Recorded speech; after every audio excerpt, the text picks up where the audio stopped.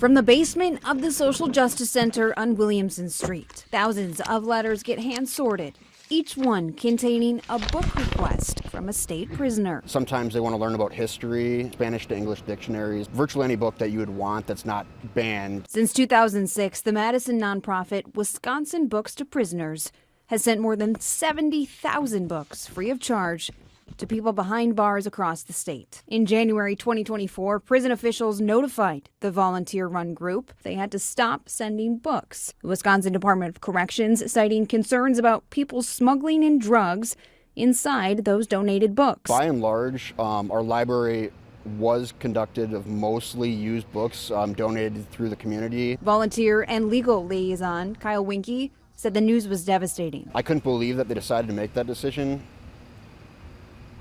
It came out of the blue entirely, and we actually thought that we had some ground to appeal on. An appeal that would go unanswered for months. In emails to the nonprofit, the DOC claims people pretending to be affiliated with Books to Prisoners were the ones smuggling in those drugs. Writing in part, quote, "There have been many instances of drugs coming in via mail, which appear to be sent from the Child Support Agency, the IRS, the State Public Defender's Office, the Department of Justice, and individual attorneys. In reality, the mail pieces are not from those agencies, but from the bad actors who imitate them to send the drugs in." The DOC provided us with 2 incident reports from February from the Oshkosh Correctional Institution. According to the reports, several book bundles sent under the Wisconsin Books to Prisoners name tested positive for illicit drugs, including cocaine.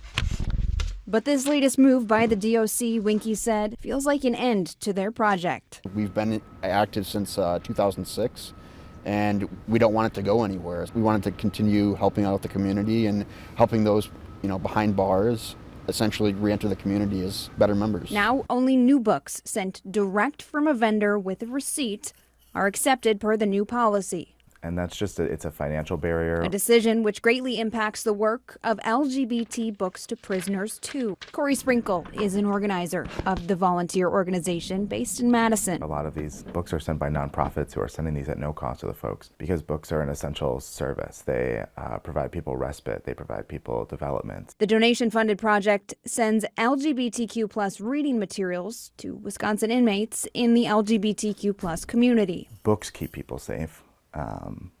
And preventing that doesn't help the situation. The project shares shelf space with Wisconsin Books to Prisoners. In recent years, the DOC has been tightening policy to prevent drug smuggling into prisons. In 2021, they began contracting with a company that scans incoming prison mail. Incarcerated people get photocopies of their mail instead of the original paper. Depending on how much collaboration between the Department of Corrections and our organization that there's willing to be, will determine our next steps. Wisconsin Books to Prisoners, hoping this isn't the final chapter in their story.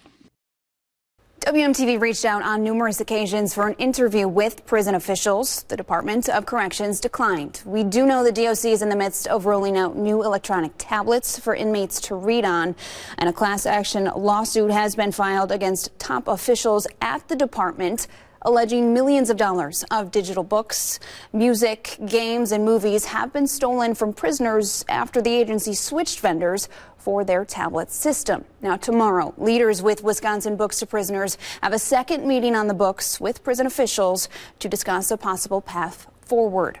Reporting in studio, Phoebe Murray, WMTV 15 News.